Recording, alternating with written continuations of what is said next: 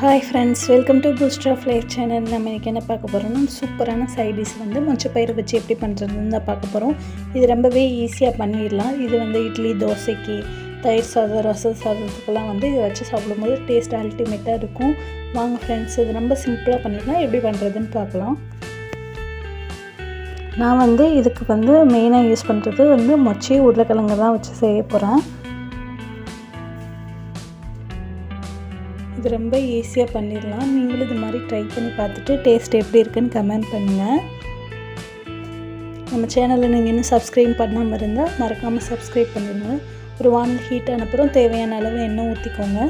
அது கூட கடுகு, உளுந்து பருப்பு ஆட் பண்ணிக்கோங்க. கொஞ்சம் கறிவேப்பிலை, அப்புறம் ஒரு 2 பெரிய வெங்காயம் கட் பண்ணி வச்சுருக்கேன். இந்த மாதிரி ஸ்லைஸாக கட் பண்ணி எடுத்துக்கோங்க. அதை அந்த எண்ணெயில் போட்டு நல்லா பொன்னிறமாக வர வரைக்கும் நல்லா வதக்கி விட்டுக்கோங்க.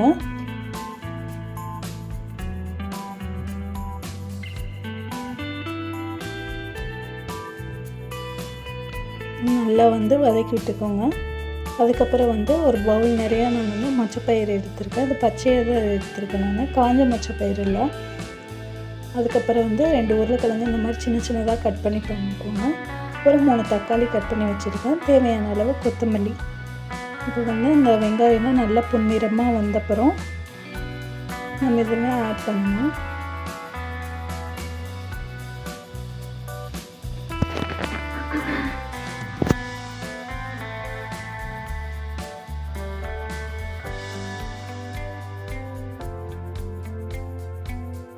நல்லா பொன்னிறமாக கலர் சேஞ்ச் ஆயிடுச்சு.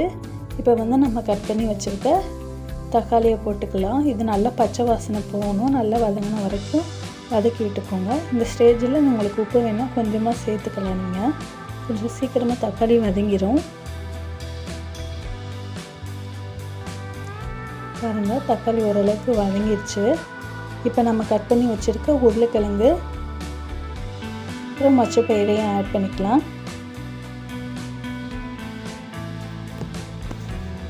நான் உருளைக்கிழங்கு மொச்சப்பயிறு எல்லாம் உருளைக்கிழங்கு கட் பண்ணிவிட்டு நல்லா கழுவி எடுத்துக்கிட்டேன். மொச்சப்பயிரே ஒரு வாட்டி நல்லா அலசி எடுத்துட்டேன். தோலெல்லாம் உரிச்சிட்டேன்.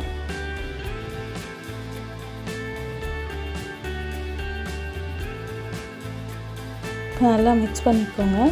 அதுக்கப்புறம் நான் வீட்லேயே அரைச்ச குழம்பு மிளகாத்தூள் தான் ஆட் பண்ணிக்கிறேன். அது 1 ஸ்பூனு. அப்புறம் தேவையான அளவுக்கு உப்பு ஆட் பண்ணிவிட்டு நல்லா மிக்ஸ் பண்ணிக்கோங்க.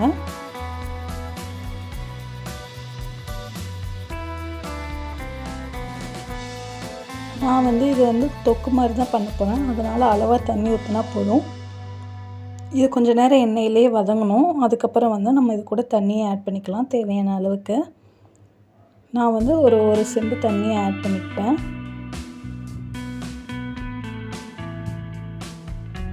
ஏன்னா நமக்கு அந்த மொச்சப்பயிறு உருளைக்கிழங்குலாம் நல்லா வெந்து வரணும். இப்போ மூடி வச்சிடலாம். ஒரு 5 to 10 minutes இது நல்லா இந்த தண்ணியிலே வேகட்டும். பாருங்கள், நல்லா கொதி வர ஆரம்பிச்சிருச்சு.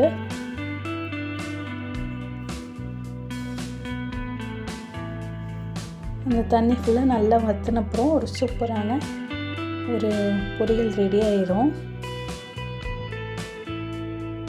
பாருங்கள் ஃப்ரெண்ட்ஸ், எல்லா தண்ணியும் நல்லா வற்றிடுச்சு. நீங்கள் எந்த அளவுக்கு எடுத்துருக்கீங்களோ அந்த அளவுக்கு தேவையான அளவுக்கு தண்ணி ஊற்றினா போதும். அதான் இந்த மாதிரி கன்சிஸ்டன்சி வரும். கொத்தமல்லி அது கூட மேலே தூவி விட்டுக்கோங்க. இதுதான் நல்லா மிக்ஸ் பண்ணி விட்டுக்கோங்க. அவ்வளோதாங்க, ரொம்பவே ஈஸியான ஒரு மொச்சப்பயிறு போட்டு ஒரு சூப்பரான ஒரு பொரியல் ரெடி ஆயிடுச்சு. நீங்களும் ட்ரை பண்ணி பாருங்கள். டேஸ்ட் ரொம்பவே நல்லாயிருக்கும். இது நம்ம வீட்டில் களி அந்த மாதிரி செய்கிறோன்னா கூட வச்சு சாப்பிட்டா சூப்பராக இருக்கும் taste. Thank you friends, thank you for வாட்சிங். நம்ம சேனல் மறக்காமல் சப்ஸ்கிரைப் பண்ணுங்கள்.